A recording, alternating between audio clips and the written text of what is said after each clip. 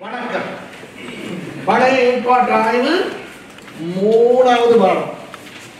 இப்போ கடந்த பாடத்துல நேத்து நான் நிறைய விஞ்ஞான விஷயங்கள் சொல்லி கொடுத்தேன். அதாவது உங்களுக்கு சில நாடுகள்ல நான் போய் சில யூனிவர்சிட்டிகள்ல நாஸ்திகர்கள் மாதிரி இருக்கிற படிச்ச டாக்டர்ஸ் அல்லது மாணவர்கள் என்ஜினியர்ஸ் இருக்காங்க தானே, அப்படிப்பட்டவங்களுக்கு ஆதியாகமம் 1ஆம் அதிகாரத்திலிருந்து 11ஆம் அதிகாரம் வரைக்கும் சொல்லி கொடுத்து எத்தனையோ பேர் ரசிக்கப்பட்டிருக்காங்க. ஏன்னா அது கூட அவ்வளவு விஞ்ஞானம் இருக்கு. எங்கட பைபிள் காலேஜ்ல ஆதியாகமம் 1லிருந்து 11 வரை அப்படிங்கிற ஒரு பாடமே இருக்கு. அப்ப அந்த பாடத்தை எந்த அளவு நாங்க கற்றுக் கொடுக்கணுமா இருக்கோம் யோசிச்சு பாருங்க. சரியா? இன்னொரு பாடம் இருக்கு, அந்த பாடத்தை நான் உங்களுக்கு எல்லாம் கற்றே கொடுக்க மாட்டேன். 3 மாச பாடம். சரியா? அந்த 3 மாசம் நான் எதை படிச்சு கொடுப்பேன் தெரியுமா? ஆதியாகமம் 1ஆம் அதிகாரம் 1 வசனத்தை 2ஆம் வசனத்தை. அந்த 2 வசனத்தை 3 மாசம் ஒரு பைபிள் காலேஜ் லெவல்ல படிச்சு கொடுக்கறதா இருந்தா அதுக்குள்ள என்ன இருக்குங்கிறத நீங்க கொஞ்சம் யோசிச்சு பார்த்துக்கணும். சரியா? ஆசையா இருக்கும் படிக்கிறதுக்கு, ஆனா அது அவசியம் இல்லை. ஆசை வேறு, அவசியம் வேறு. சரிதானே? அப்ப நான் உங்களுக்கு சில விஷயங்கள் சொல்லிக் கொடுத்தேன் நேத்து. என்னன்னா சில விஷயங்கள் சொல்லிக் கொடுத்தா அப்பதான் உங்களுக்கு புரியும் பழைய ஏற்பாட்டு ஆய்வு. சரியா? இப்ப நான் உங்களுக்கு சொன்னேன், ஆதியிலே தேவன் வானத்தையும் பூமியையும் சிருஷ்டித்தாருங்கிறதுல இருந்து இந்த மொழிகள் சிதறி போற வரைக்கும் உள்ள அவ்வளவு பெரிய ஒரு சத்திரத்தை ஆண்டவர் எத்தனை அதிகாரத்துல வைக்கிறாரு? வெறும் 11 அதிகாரங்கள். அப்ப இந்த ஆதியாகமம் 1ஆம் அதிகாரத்துல, சரி நான் நேற்று சொல்லாத ஒரு விஷயத்தை இன்னைக்கு சொல்றேன். நீங்க பாத்தீங்கன்னு சொன்னா ஆண்டவர் இப்படி எல்லாம் உண்டாக்கிட்டு சாயங்காலமுமாகி விடியற்காலமுமாகி 1ஆம் நாள் ஆயிற்று அப்படின்னு இருக்கும். அப்படி அந்த 1ஆம் நாள் ஆயிற்றுங்கிறதுக்கு நீங்க வாசிக்கலாம் என்ன தெரியுமா இருக்கும்? நல்லதென்று தேவன் கண்டார் அப்படின்னு இருக்கும். அப்போ அந்த 1ஆம் நாள்ங்கிறது எவ்வளவு காலம், அப்ப மொத்த விஷயத்தை படைச்சிட்டு எவ்வளவு காலம் அவர் உட்கார்ந்து ரசிச்சுட்டு அப்புறம் அடுத்தத தொடங்குறாரு. இதெல்லாம் விஞ்ஞானத்துல பயங்கரமா இருக்குது. சரியா? அப்படியெல்லாம் படைச்சிட்டு 6ஆம் நாள் கடைசி என்ன பண்றாரு? மனுஷனை படைக்கிறாரு. இது விஞ்ஞானத்துல இருக்குது. நீங்க அகழ்வாராய்ச்சியில சரியா ஃபாசிலாலஜி, அதாவது இந்த ஃபாசில்ஸ்னு சொல்றானே, செத்து போன மிருகங்களுடைய அந்த உடம்புகள் எல்லாம் போய் படிஞ்சிருக்கும் படிவங்கள், இதுகளை ஆராய்ச்சி பண்ற விஞ்ஞானிகள் சூப்பரான ஒரு உண்மையை கண்டுபிடிச்சிட்டாங்க. என்ன தெரியுமா? இந்த மிருகங்கள் அப்ப இருக்கல, அந்த மிருகங்கள் அப்ப இருக்கல, இப்படி சில விஷயத்தை கண்டுபிடிச்சிட்டு சரியா கண்டுபிடிச்சிட்டாங்க. ஆனா அவங்களுக்கு புரிய மாட்டேங்குது இதெல்லாம் எப்படி நடந்ததுன்னு. அதனால அந்த சார்ல்ஸ் டார்வின்ங்கிற பைத்தியக்காரன் ஸ்காட்லாந்து அவன் சொன்னானே பரிணாமவாதம் தான் இதுக்கு பதில். பரிணாமம் மாற்றம் ஏற்பட்டிருக்குதுன்னு அவன் வித்தியாசமா பேச ஆரம்பிச்சிட்டான். ஏன்னு சொன்னா அவனுக்கு தெரியாது இதெல்லாம் ஆண்டவர் அழகா படைச்சது. அப்படி இந்த பிக் பேங் தியரி ஒன்று கேள்விப்பட்டிருக்கீங்களா? விஞ்ஞானத்துல சொல்லுவாங்க, திடீர்னு ஒரு நாள் எல்லாம் உண்டாயிடுச்சு. பிக் பேங் தியரின்னு சொல்லுவோம். அப்படிதான் விஞ்ஞானிகள் நம்புறாங்க. ஆமாவா இல்லையா? நீங்க நம்புறீங்களா அந்த தியரிய? நோ. நீங்க நீங்க நீங்க யாராவது நம்புறீங்களா? இல்ல, நான் நம்புறேனே. I believe in the Big Bang theory. திடீர்னு பேங். எப்போ தெரியுமா? ஆண்டவர் ஆதியிலே வானத்தையும் பூமியையும் சிருஷ்டித்தார். ஒண்ணு இல்லாததுல இருந்து வந்துருச்சு. விஞ்ஞானி அந்த இடம் வரைக்கும் போயிட்டான். இப்படிதான் உருவாச்சுங்கிறத கண்டுபிடிச்சிட்டான். எப்படி அந்த வெடிப்பு வந்துச்சு நமக்கு தெரியாது. புரியுதா உங்களுக்கு? அப்ப நான் அழகா இங்கிலீஷ்ல படிச்சு கொடுக்கும்போது யூனிவர்சிட்டியில சொல்லுவேன், I believe in the Big Bang theory. God said and bang it happened. புரியுதா? Big bang. அப்ப இப்ப நீங்க இல்லன்னு சொன்னது தப்பு இல்லை, நீங்க நம்பலன்னு நீங்க சொல்றது தப்பு இல்லை. அவன் சொல்ற அந்த பிக் பேங் தியரியை நீங்க நம்புறீங்க இல்லை. சரியா? ஆனா ஆதியாகமம் 1:1 அதான் சொல்லுது. வாசிக்கும் போது ஆதியிலே தேவன் வானத்தையும் பூமியையும் சிருஷ்டித்தார். பூமியானது ஒழுங்கின்மை பெருமையுமாய் இருந்தது. ஒரு ரசனை இல்லை, ஒரு உணர்ச்சி இல்லை. சரியா?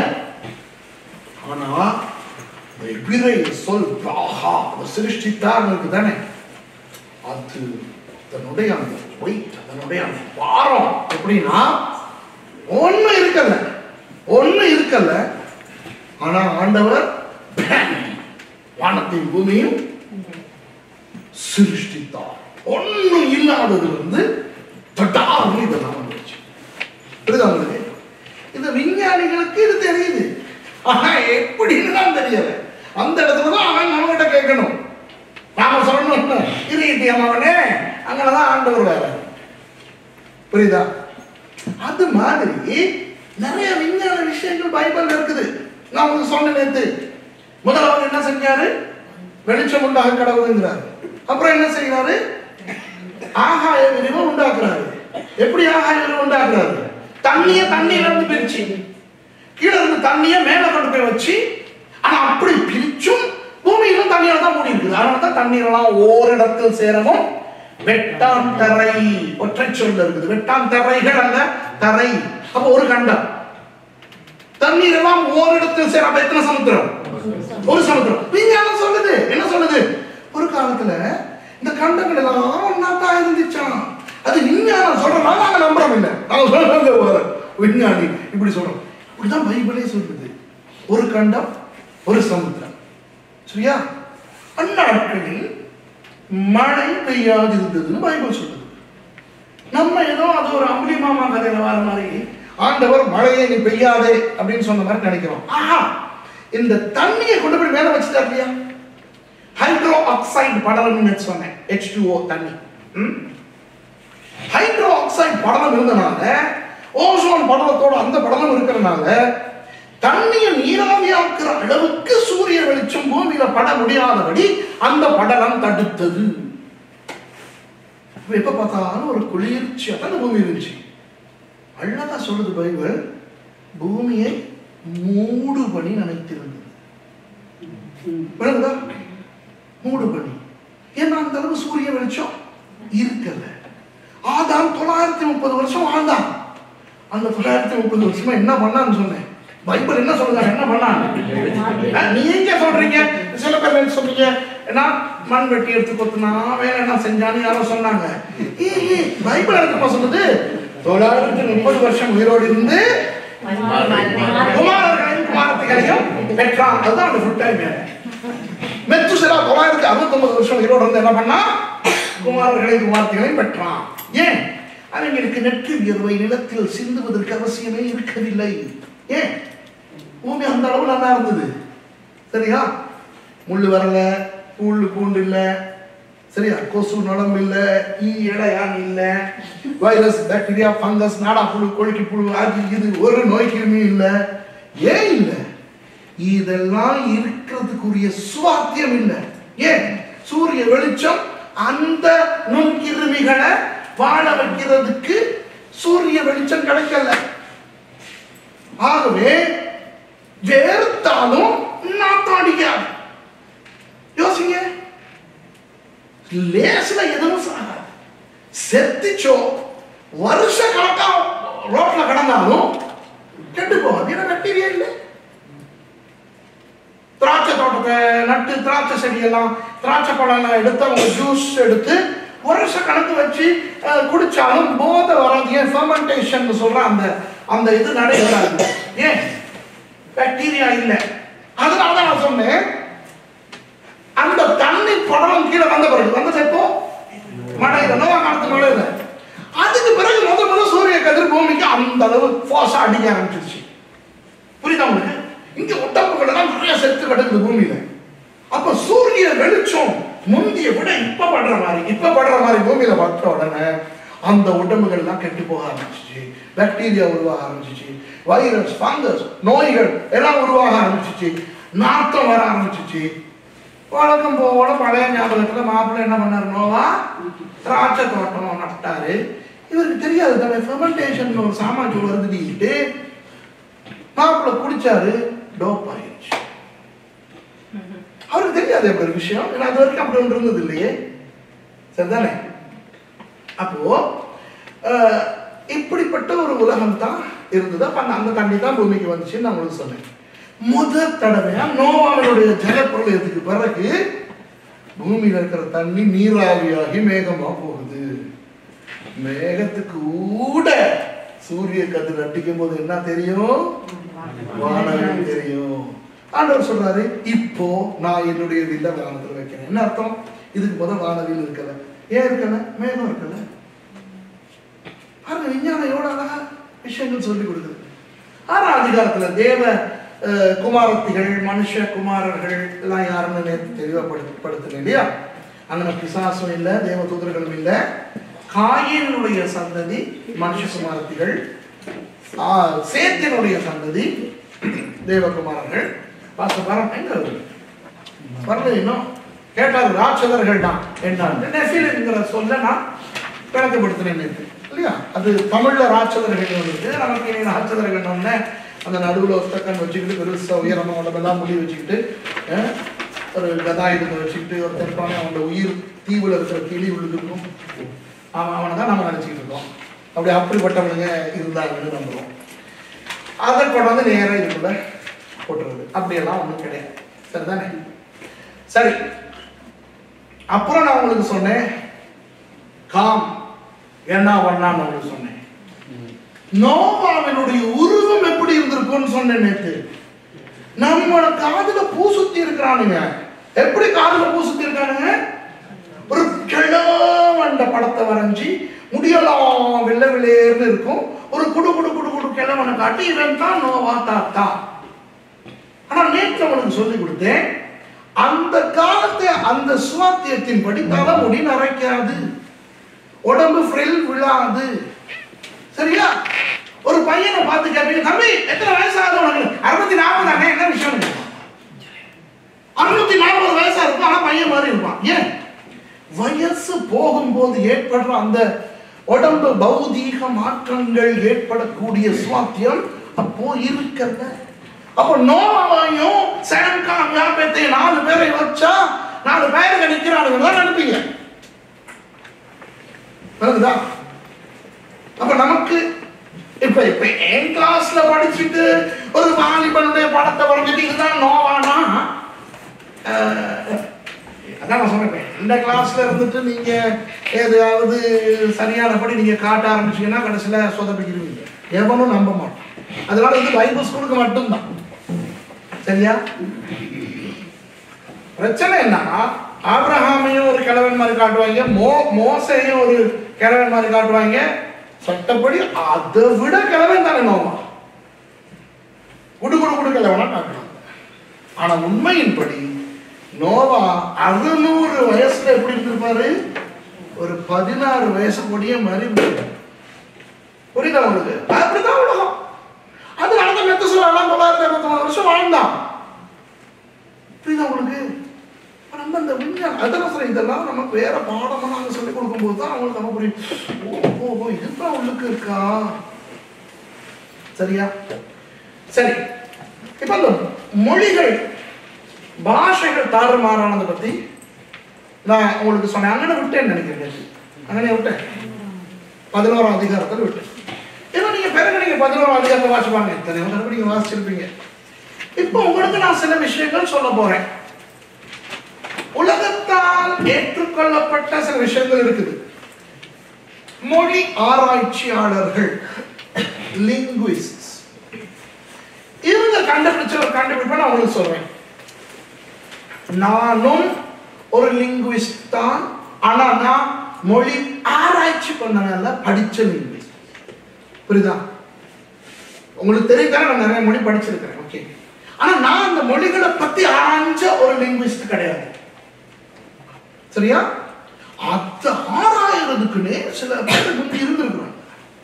அந்த மொழி ஆராய்ச்சிகளுடைய ஆராய்ச்சிகளை நாங்க படிச்சிருக்கோம். சரியா? இப்போ இந்த மொழி ஆராய்ச்சியில கண்டுபிடிச்ச ஒரு விஷயத்தை நான் உங்களுக்கு சொல்லி, நேற்று சொன்ன ஒரு விஷயத்தை நான் உங்களுக்கு நிரூபிக்க. நேற்று உங்களுக்கு ஒரு விஷயம் சொன்னேன். நோவா தன்னுடைய மகன்மார ஆசீர்வதிச்சு சமைச்சதே எப்படி? சரியா? சேம் யாப்பேத், இந்த 2 பேர்த்தையும் சூப்பரா ஆசீர்வதிக்கிறார். ஆனா யாப்பேத்துக்கு மாத்திரம் சொல்றாரு எல்லைகள் விஸ்தாரமா. காமுக்கு அவர் ஆசீர்வாதமும் கொடுக்கல, சாபமும் கொடுக்கல. ஆனா காம் செஞ்ச வேலையில கோபம் வந்தனால பொறுமையா இருந்து அவருக்கு பிள்ளைலாம் பெற வரைக்கும் இருந்து அவன் புள்ளைய சபிச்சார். ஏன்? உக்கிர கோபம் வந்தா தனி ஒரு ஆளை சபிக்கிறத விட்டுவிட்டு அந்த வம்சத்தையே சபிக்கிறது வழக்கம். அப்ப யார் சபிக்கப்பட்டவன்? கானா. நான் சொன்னேன் காமினுடைய மகன் கானானையும் கானான் தேசத்துல வாழ்ந்த கானானியர்களையும் குழப்பிக்கிற கூடாதுன்னு ஞாபகம் இருக்கா? சரியா? சொன்ன ஞாபகம் இருக்கா? சரி, அந்த கானானுக்கு என்ன தெரியுமா சொல்றாரு? இன்னொரு விதத்தை சொல்றதா காமுக்குரிய சாபம் சொல்றமே. காமுக்குரிய சாபம் என்ன தெரியுமா? நீ உன் 2 சகோதரர்கள், நீ உன்னுடைய சகோதரர்களுக்கு வேலைக்காரனா இருக்க. சரிதானே?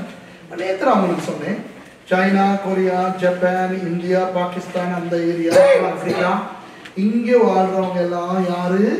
காமினுடைய சந்ததி. நம்ம எல்லாம் காமினுடைய சந்ததி. மத்திய கிழக்கு நாடுகள்ல வாழ்றவங்க எல்லாம் யாரு? சேமினுடைய சந்ததி. வெள்ளக்காரங்க எல்லாம் யாரு? யாப்பேத்தனுடைய சந்ததி. இப்ப நீங்க அவங்கள பாத்தீங்கன்னா நோவாவுடைய ஆசீர்வாதமும் சாபமும் வேலை செய்யறது பாக்கணும். எப்படி? நீங்க சேனுடைய ஜனங்களை பாத்தீங்கன்னா, மத்திய கிழக்கு நாடுகள்ல இருக்கிறவங்கள பாத்தீங்கன்னா முழுக்க பாலைவனத்துல தான் வாழ்றாங்க. அவங்க நல்லா வாழ்றாங்க. பாலைவனத்துல தான் வாழ்றாங்க, ஆனா நல்லா சுபிட்சமா வாழ்றாங்க. யாப்பேத்தனுடைய சந்ததி வெள்ளக்காரங்களுக்கு பாத்தீங்கன்னா பயங்கரமான காலநிலை மாற்றம் கொண்ட தேசங்கள வாழ்வாங்க. திடீர்னு பார்த்தா பயங்கர குளிரா இருக்கும், திடீர்னு பார்த்தா பயங்கர சூடா இருக்கும். இடையில சூட்ல இருந்து குளிருக்கு போறதுக்கு ஒரு காலம், குளிர்ல இருந்து சூட்டுக்கு போறதுக்கு ஒரு காலம். ஆனா இதுக்குள்ள அவன் பயங்கரமா முன்னேறி இருக்கிறான். எல்லைகள் விஸ்தாரமாகிறத பத்தி நான் சொன்னேன். யாப்பேத்துக்கு வெள்ளக்காரன் தான் அமெரிக்காவை கண்டுபிடிச்சான். அமெரிக்கா விஸ்பூசி. சரியா? Christopher Columbus. வெள்ளக்காரன் தான் ஆஸ்திரேலியாவை கண்டுபிடிச்சான். வெள்ளக்காரன் தான் நியூசிலாண்டை கண்டுபிடிச்சான். யோசிங்க.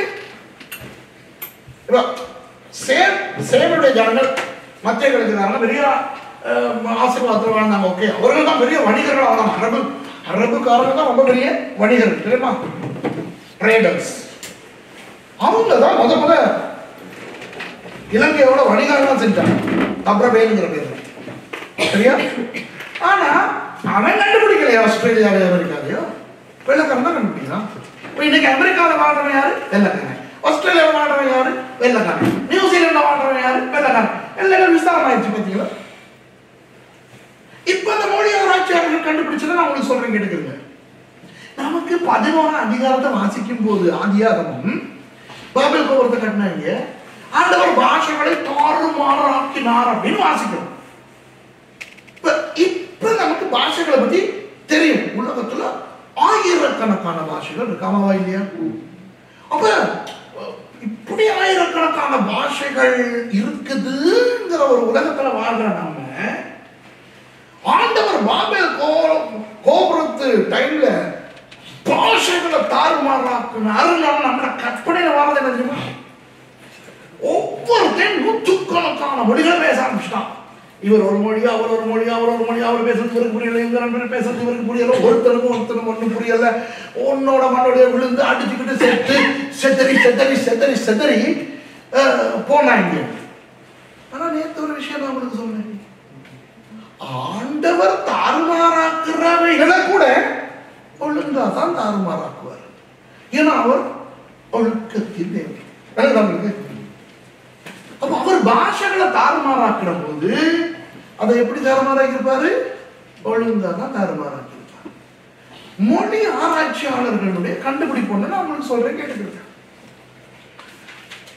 இந்த மெசொப்பொத்தேமியா அப்படிங்கிற இடத்துல தொடர்ந்து வாழ்ந்தவங்க பேசின மொழி தான் எது? அக்காடியன் மொழி. சரியும்? மெசொப்பொத்தேமியாவை அண்டின பிரதேசங்களில் இருக்கிற வேற வேற பாபிலோனிய மொழிகள் உண்டு. சுமேரிய மொழி, மெசொப்பொத்தேமிய மொழி இதெல்லாம் இருக்கு. ஆனா அக்காடியன் மொழியை பத்தி நாங்க என்ன சொல்றோம்னா, உலகத்துல முத கண்டுபிடிக்கப்பட்ட நூல் நிலையம், லைப்ரரி எங்க தெரியுமா இருக்குது? கல்தேயாவில் இருக்கிற ஊருங்கிறது. அங்க வந்து ஆபிரகாம். அந்த புத்தகங்கள் நாங்க சொல்றது எதுவுமே தோள்கள்லையோ பேப்பர்கள்ல எழுதியில, எல்லாம் கல்வெட்டுக்கள்ல தான் இருக்கு. அந்த லைப்ரரியில காணப்பட்ட அத்தனை எழுத்துக்களும் கல்லுல பொறிக்கப்பட்டிருக்குது. எந்த மொழியில? அக்காடியம். அதனால மொழி ஆராய்ச்சியாளர்களும் நானும் நம்புறோம், பாபேல் கோபுரத்துல பாஷைகள் சிதறடிக்கப்படுறதுக்கு முந்தி பேசப்பட்ட மொழி அக்காடியனாய்த்தான் இருந்திருக்க வேண்டும். நல்லா கேட்டுக்கிறங்க. நானும் பிள்ளையா இருக்கலாம், அத்தனை பேரும் பிள்ளையா இருக்கலாம். சரிதான் நான் சொல்றது. ஆனா எங்களுக்கு போதிய அளவு சான்றுகள் இருக்குது, அதான் இருக்கணும். அது எதுவா இருந்தா நமக்கு இல்லையா? ஆனா உங்களுக்கு ஒரு சில ஒரு பயங்கர விஷயமும் சொல்லிக் கொடுக்க போறேன். மொழி ஆராய்ச்சியாளர்கள் என்ன தெரியுமா செய்தாங்க? உலகத்தினுடைய மொழிகளை ஆராய்ச்சி பார்த்தாங்க.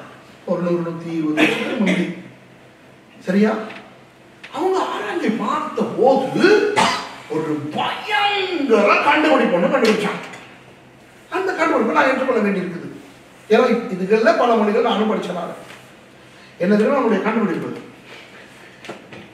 இந்த ஐரோப்பிய தேசங்கள்ல பேசப்படுற மொழிகள் இருக்கு தானே, சொல்லுங்க. டாய்ச், டச், இத்தாலியன், பிரெஞ்சு, நாஸ்க், டேனிஷ், ஸ்வீடிஷ், இங்கிலீஷ், இந்த மாதிரியான இந்த ஐரோப்பிய மொழிகள் இருக்கு தானே. இந்த மொழிகள் எல்லாம் இவங்க ஆராய்ச்சி பண்ணி பார்க்கும்போது இதுகளுக்கெல்லாம் ஒரு அடித்தளமான ஒரு தாய்மொழி இருந்திருக்கணும்னு நம்புறாங்க. அதுல இருந்துதான் இந்த மொழிகள் வந்திருக்குன்னா ஒற்றுமைகள் பார்க்கறாங்க. பிரெஞ்சுக்கும் இங்கிலீஷுக்கும், இங்கிலீஷுக்கும் ஜெர்மனுக்கும், ஜெர்மனுக்கும் டாய்ச்சுக்கும், டச்சுக்கும் அவன் பேசுறேன். அப்புறம் அதுக்கும் நாஸ்க்குக்கும், நாஸ்க்குக்கும் டேனிஷுக்கும், இப்படி இந்த அவ்வளவு ஐரோப்பிய மொழிகளுக்கு இடையில அவங்க ஒற்றுமைகளை அவதானிச்சு அவங்க என்ன நினைக்கிறாங்கன்னா, இந்த அத்தனை மொழிகளுக்கும் ஒரு தாய்மொழியா ஒரு மொழி இருந்திருக்கணும். ஏன்னா அந்த அந்த மொழி என்னன்னு தெரியல, கண்டுபிடிக்கல. ஆனா ஒரு மொழி இருந்திருக்கணும். அதுல இருந்துதான் இந்த மொழிகள் எல்லாம் வந்திருக்கணும்னு நம்புறாங்க. அது உண்மை. இதே ஆளுங்க சொல்றாங்க சைனீஸ், ஜப்பானீஸ், கொரியன், மங்கோலியன், அப்புறம் இந்தியன் மொழிகள், ஆப்பிரிக்கன் மொழிகள், இந்த மொழிகள் எல்லாம் ஆராய்ச்சி பண்ணா இந்த மொழிகளுக்கெல்லாம் ஒரு தாய்மொழியா ஒரு அடித்தளமான மொழி இருந்திருக்கணும் நம்புறாங்க. நேத்து உங்களுக்கு சொன்னேன், கொரியன் பாஷையில அம்மா என்ன? அம்மா. அப்பானா என்ன? அப்பா. வானா என்ன? வா. போனா என்ன? கா. அப்ப நீங்க கொரியன் பாஷை கேட்கும் போது கொஞ்சம் கூட தமிழ் சாயம் அதுல இருக்காது. சரியா? தேவன் நல்லவர், கொஞ்சம் கூட தமிழ் மாதிரி இல்லை. அதனால நீங்க நினைக்கிறீங்க இதுகளுக்கு அடித்தளம் இல்லைன்னு. ஆனா மொழி ஆராய்ச்சியாளர்கள் அதை ஒவ்வொன்னா பிரிச்சு எடுத்து பார்த்து கண்டுபிடிக்கிறாங்க. சரியா? இல்ல, இந்த மொழிகளுக்கெல்லாம் ஒரு அடித்தள மொழி இருந்திருக்கணும். அது என்ன மொழின்னு அவங்களுக்கு கண்டுபிடிக்க முடியல, ஆனா இருந்திருக்கணும். சரியா? அதே மாதிரி மத்திய கிழக்கு பிரதேசத்துல பேசப்பட்ட மொழிகள் இருக்கு. இப்பதானே முழு மத்திய கிழக்குலையும் அரபி பேசலாம். எகிப்துல மொழி என்ன இன்னைக்கு? அரபு மொழி, அரபிக். துபாயில அரபிக், ஜார்டன் நாட்டுல அரபிக். ஆனா முந்தி எகிப்துல பேசின மொழி என்னது? மிஷ்ஹாய். மிஷ்ஹாய் அதுதான் அந்த தேசத்துக்கு மிஷ்ஹான்னு பேர், மிஷ்ராயிம். சரியா? அதே மாதிரி யோர்தான்ல மேல் பகுதியில் வாழ்ந்தவங்க அம்மோனியர்கள், அம்மோனிய மொழி. நடுவில் வாழ்ந்தவங்க மோவாப், மோவாபிய மொழி வேற. கீழே வாழ்ந்தவங்க ஏதோ, இந்த பெட்ரா எல்லாம் இருக்கு, ஏதோ ஏதோமிய மொழி. இப்படி எத்தனை மொழி? அசீரிய மொழி, சிரிய மொழி, சிரியா மொழி. சரியா? பாபிலோனியால பேசுற சுமேரிய மொழி, அப்புறம் அராமிய மொழி. இப்படி ஏகப்பட்ட மொழிகள் எல்லாத்தையும் ஆராய்ச்சி பார்க்கும்போது அவ்வளவு எங்க இருந்து வந்திருக்குது எதுன்னு தெரியுது தெரியுமா? அக்காடியன் வருது. இப்ப நல்லா கவனிங்க, அவ்வளவு மத்திய கிழக்கு மொழிகளும் அக்காடியன் மொழி தான் தாய்மொழின்னு கண்டுபிடிச்சிட்டாங்க. சரியா? ஆனா அந்த மேற்கத்திய நாடுகள்ல பேசுற மொழிகளுக்கு ஒரு தாய்மொழி இருக்கு இல்லையா, அதை கண்டுபிடிக்கல. இந்த இந்தியா, ஆப்பிரிக்கா, சைனால எல்லாம் பேசுற மொழிகளுக்கு ஒரு தாய்மொழி இருக்குன்னு கண்டுபிடிச்சிருக்காங்க இல்லையா, அது என்ன மொழின்னு கண்டுபிடிக்கப்படல. இப்ப நான் உங்களுக்கு ஒரு விஷயம் சொல்றேன், இது உண்மை இல்லாமல் இருக்கலாம். புரியுதா? இப்ப நான் சொல்ல போறது உண்மை இல்லாமல் இருக்கலாம், ஆனா நான் அதை தான் நம்புறேன். சொல்றேன், கேட்டுக்கிறேன். ஆண்டவர் பாஷைகளை தாறுமாறாக்கின போது அவர் ஒழுங்கின் தேவன். 1 கொரிந்தியர் 14 சொல்லி கொடுத்திருக்காரு, சகலதும் நல்லொழுக்கமும் கிரமமாய் செய்யப்பட கடவுள். ஆகவே அவர் பாஷைகளை தாறுமாறாக்கின போது கூட அதையும் ஒழுக்கமா கிரமமா தான் செஞ்சிருப்பாருன்னு நான் நம்புறேன். தாறுமாறாக்கினார்னு தான் இருக்குது ஒழிய எத்தனை மொழிகளா தாறுமாறாக்கினார்னு இல்லை. அப்போ நான் என்ன தெரியுமா நம்புறேன், நோவாவினுடைய ஆசீர்வாதத்தை மனசுல வச்சுக்கிட்டு, ஏன்னா நோவா ஆசீர்வதிச்சானா அந்த ஆசீர்வாதம் வர வேண்டியது யாருக்கிட்ட இருந்து? ஆண்டவர்கிட்ட இருந்து. ஆண்டவர் என்ன பண்ணிருப்பாரு, யாப்பேத்தினுடைய வம்சத்துக்கெல்லாம் ஒரு மொழியை கொடுத்திருப்பார், காமினுடைய வம்சத்துக்கெல்லாம் ஒரு மொழியை கொடுத்திருப்பார். மிச்சம் உள்ளவன் தான் பேசிக்கிட்டு இருந்த மொழியையே பேசிக்கிட்டு இருந்திருப்பாங்க. இப்ப நம்ம கற்பனை பண்ணுவோம், வெறும் 2 புது மொழிகள் தான் டபாசுல வருது. சரியா? இந்த பக்கம் உள்ளவங்க எல்லாம் ஒரு மொழியை பேசுறாங்க, இந்த பக்கம் உள்ளவங்க எல்லாம் இன்னொரு மொழியை பேசுறாங்க, நடுவில் இருக்கிறவங்க எல்லாம் பேசிக்கிட்டு இருந்த மொழியை பேசுறாங்க. இந்த தாறுமாறு போதாதா இவங்கெல்லாம் பிரிஞ்சு ஒரு பக்கம் போறதுக்கும் இவங்கெல்லாம் பிரிஞ்சு இன்னொரு பக்கம் போறதுக்கும் நடுவில் இருப்பாங்க, நீங்க அந்த பக்கம் அங்க இருப்போம் அப்படின்னு இருக்கிறது. ஆமாவா இல்லையா? இப்ப நீங்க எல்லாம் ஸ்கூல் போயிருந்தா சமூக கல்விங்கிற பாடத்துல படிச்ச ஒரு விஷயத்தை கொண்டு வர, உலகில் முதல் தோன்றிய நாகரிகம் மெசபொத்தேமிய நாகரிகம். நேற்று இதெல்லாம் சூப்பரா சொல்லி கொடுத்துட்டேன். ஆமாவா இல்லையா? மேசா போ டா மியா. மேசானா பள்ளத்தாக்கு, போ நடு, டா 2, மியா பூனோட்டு சத்தம் இல்லை, நதிகள், 2 நதிகளுக்கு இடையில் இருந்த பள்ளத்தாக்கு. மேசா போ டா மியா. நாங்க எப்படி படிக்கிறோம் ஸ்கூல்ல? உலகின் முதல் தோன்றிய நாகரிகம் மெசபொத்தேமிய நாகரிகம். இதுதான் மெசபொத்தேமியா. உலக சரித்திரத்தில் சொல்றேன். இப்போ உலகில் 2வது தோன்றிய நாகரிகம் எதுன்னு நீங்க படிச்சீங்க, ஞாபகம் இருக்கா? நோ. Very good. சிந்து சமவெளி நாகரிகம், மொஹஞ்சதாரோ ஹரப்பா. இப்போ மொஹஞ்சதாரோ ஹரப்பாவுக்கு போங்க, என்ன படிச்சீங்கன்னு பாருங்க. என்ன தெரியுமா? அங்க இருந்துதான் சைனாவுக்கு சைனாக்காரன் போனான், ஜப்பானுக்கு ஜப்பான்காரன் போனான், ஆரியர்கள் வடபகுதி பகுதிக்கு போனாங்க, திராவிடர்கள் தென்பகுதிக்கு போனாங்க, எல்லாம் இருக்கு. சரியா? அதாவது உலகத்துல 2வது தோன்றிய நாகரிகம் சிந்து சமவெளி நாகரிகம்ங்கிறது உலகம் ஏற்றுக்கொண்ட ஒரு உண்மை. இப்ப என்ன கதை என்னன்னா, ஏன் காமினுடைய அந்த பகுதி முழுக்க ஏதோ ஒரு மொழி பேச ஆரம்பிச்சு இவங்க எல்லாம் கூட்டமா நாங்க போகண்டா ஒரு பக்கத்துக்கு இவங்க போய் சிந்து நதியை அடைஞ்சிருக்க முடியாது. இப்ப மொழிகளை பார்ப்போம். இப்ப சமஸ்கிருதம் ஒரு தாய்மொழி எங்களுக்கு தெரியும், அதுதான் அவங்க சொல்ற அந்த தாய்மொழியான எங்களுக்கு தெரியாது. ஆனா சமஸ்கிருதம் நிறைய அல்லது அத்தனை இந்திய மொழிகளுக்கு ஒரு தாய்மொழி.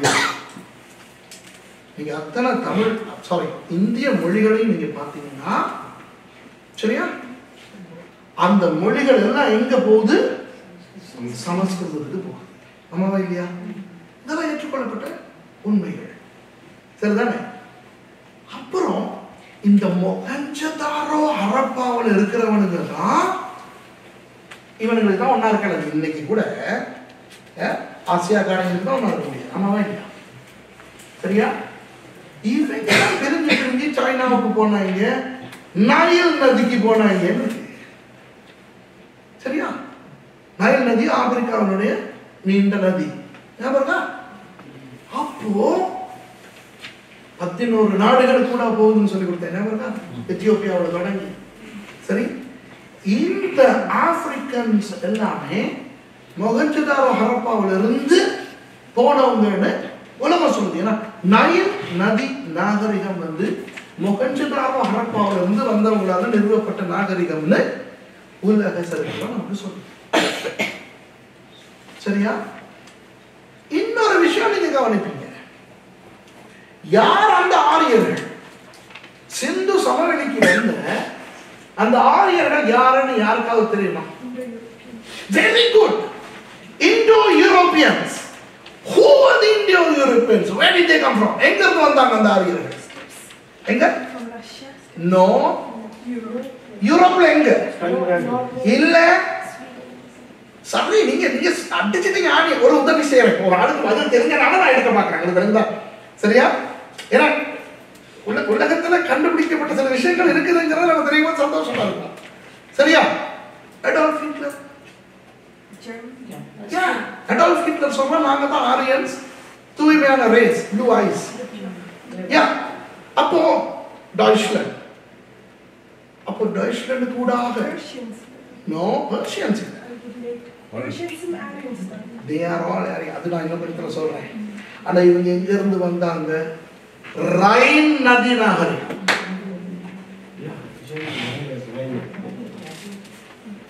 சரியா? ரைன் நதி நாகரிகம். நைல் நதி நாகரிகத்துக்கு முற்பட்டது எது? ரைன் நதி நாகரிகம்.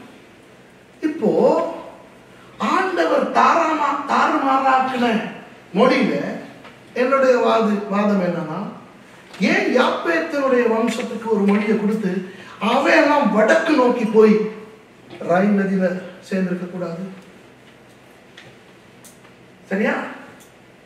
ரைன் நதிய ரெண்டு பக்கத்திலையும் உலகத்தினுடைய 3வது நாகரிகம் ஆரம்பமாயிடுச்சு. உலக சக்தி. முதலாவது நாகரிகம் மெசொப்பொத்தேமியா, 2வது நாகரிகம் மொஹஞ்சதாரோ ஹரப்பா, அதாவது சிந்துவெளி, 3வது நாகரிகம் ரைன். இந்த ரைன்ல இருந்து பிரிஞ்சு போனவங்க எங்க போனாங்க தெரியுமா? மேல ஸ்காண்டினேவியாவுக்கு போனாங்க.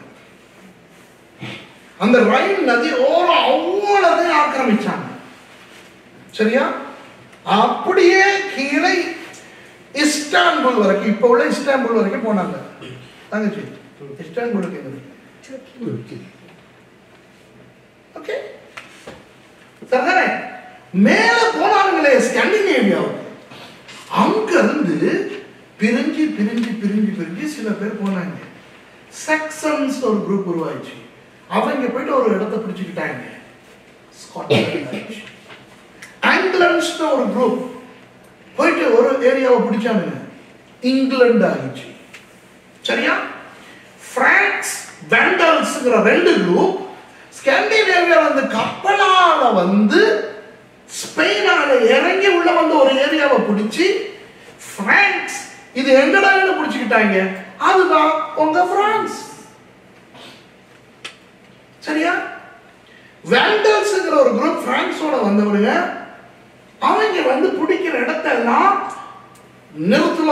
நிறுத்துளி பண்ணி மரங்கள் எல்லாம் வெட்டி, யாராவது வேற ஆட்கள் இருந்தாங்கன்னா அவங்களோட வீடுகள்லாம் நொறுக்கி எல்லாத்தையும் சீரழிச்சாங்க. ஏன்னா எதுவும் தங்களுக்கு எதிராக வரக்கூடாது அப்படின்னு. அதனாலதான் இங்கிலீஷ்ல நீங்க எதையாவது கொத்தரி குத்தி நாசம் பண்ணா அதுக்கு வச்சிருக்கிற பேர் என்ன தெரியுமா? வெண்டலிசம். வெண்டல்ஸ். சரியா?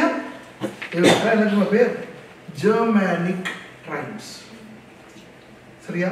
இவங்கள ஒரு குரூப் தான் இதெல்லாம் நமக்கு வேணான்னு மொஹஞ்சதாரோ ஹரப்பாவுக்கு போய் பிராமணர்கள் ஆனது. பிராமணர்கள் பாத்தீங்கன்னா வெள்ளையா இருப்பாங்க. சரியா? புரியுதா உங்களுக்கு? சரி, இப்ப இப்ப இப்ப நான் என்ன சொல்ல வரேன்னா, பைபிள்ல சொல்லி இருக்கிறதெல்லாம் பயங்கர உண்மை. இதெல்லாம் நிறைய ஆராய்ச்சி பண்ணும்போது தான் நமக்கு பயங்கர ஷாக்கிங் தான். ஆகவே இந்த ஆண்டவர் யாப்பேத்தினுடைய வம்சத்துக்கு ஒரு மொழியை கொடுத்திருப்பார் இல்லையா, அந்த மொழியிலிருந்து பிறந்த மொழிகள் தான் ஐரோப்பிய மொழிகள். இந்த காமனுடைய சந்ததிக்கு ஒரு மொழியை கொடுத்திருப்பார் இல்லையா, அந்த மொழியிலிருந்து பிறந்த மொழிகள் தான் ஆப்பிரிக்க மொழிகளும் இந்திய மொழிகளும் ஆசிய மொழிகளும் வைங்க. சரியா? ஆனா அக்காடியனுங்கிற அந்த மொழியிலிருந்து வந்ததுதான் சேனுடைய வம்சத்தாருடைய மத்திய கிழக்கு மொழிகள். இதைத்தான் நான் நம்புறேன். ஆனா நாங்க நம்புறதை விட முற்றிலும் வித்தியாசமான ஒரு சம்பவம் நடந்துக்கலாம். ஓகே, நடந்துதான் நமக்கு அது பிரச்சனை இல்லை, நம்மளோட விசுவாசத்தை பாதிக்க வேண்டிய அவசியம் இல்லை. சரியா? நாம் என்னத்தை கண்டுபிடிக்கணும்னா, ஆண்டவர் பாஷைகளை தாறுமாறாக்குறதுக்கு காரணம் அந்த இடத்துல அவங்க ஆண்டவருடைய ஒரு கட்டளைக்கு கீழ்ப்படியாம பழுகி பெருகி பூமியை நிரப்புங்க நாங்கள் சொன்னாங்க. பழுகி பெருக ரெடி, பூமியை நிரப்ப ரெடி இல்லை. எல்லாம் ஒரு இடத்துல இருக்கிறதுக்கு தான் ரெடி. ஆண்டவர் 2 சந்தர்ப்பத்தில் தான் பழுகி பெருகி பூமியை நிரப்புங்கன்னு சொன்னாங்க. ஒன்று ஆதாமுக்கு சொன்னாரு, 2வது நோவாவுக்கு சொன்னாரு. ஆதாமுக்கு சொல்ற போது உலகத்தில் இருந்ததே 2 பேர் தான், பழுகணும் பெருகணும் பூமியை நிரப்பணும். நோவாவுக்கு சொல்லும் போது சொன்னது இருந்தது 8 பேர் தான், பழுகணும் பெருகணும் பூமியை நிரப்பணும். ஆனா இது தங்களுக்கு சொன்னதாக நினைச்சுக்கிட்டு இப்ப கல்யாணம் கட்டுறவனும் பழுகி பெருகி வீட்டை நிரப்பிக்கிட்டு பணம் இல்லாம திண்டாடிக்கிட்டு கர்த்தர் தான் இதை செஞ்சாருன்னு தடுமாறிக்கிட்டு இருக்கான். அது இந்த பாடத்துக்கு தேவையில்லாத ஒரு சப்ஜெக்ட். சரியா?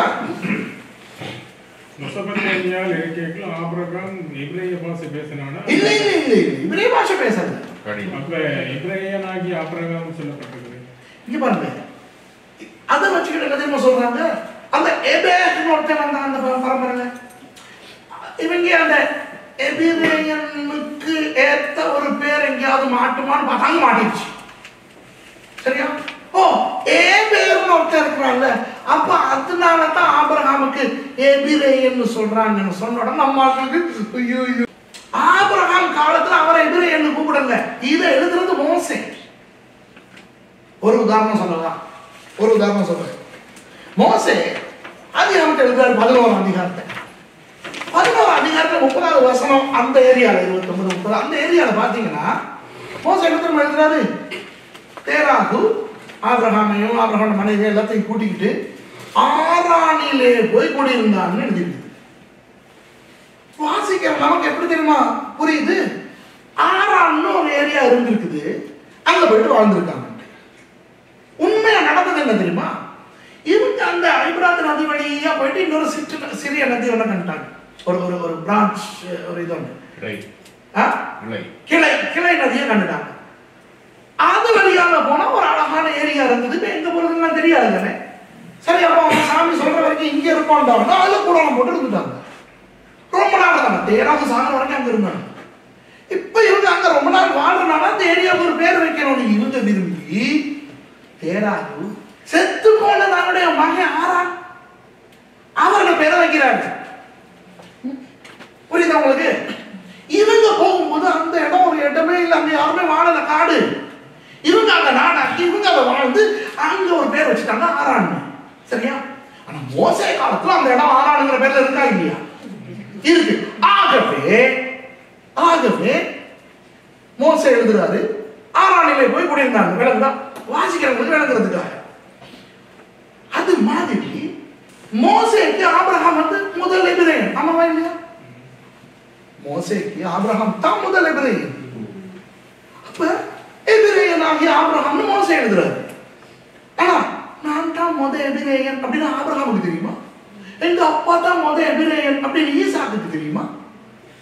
எபிரேயர்கள் அப்படிங்கிற ஒரு குரூப் உருவாகிடுச்சுடா அப்படின்னு நினைச்சதே எகிப்துல வச்சு.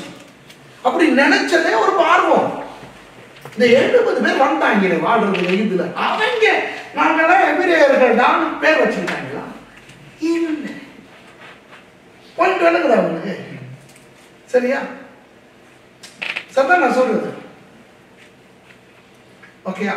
இப்ப 2ஆம் உலக யுத்தம் முடிவடைகிறது. ஜெர்மனி நிபந்தனையற்ற சரண் அடைகிறது. பிரான்சிலே நடக்கிறது. சரியா? ஷால் டு கோல் என்பவருடைய அவர்தான் சரணை ஏற்றுக்கொள்றார். எங்க நடந்துச்சு?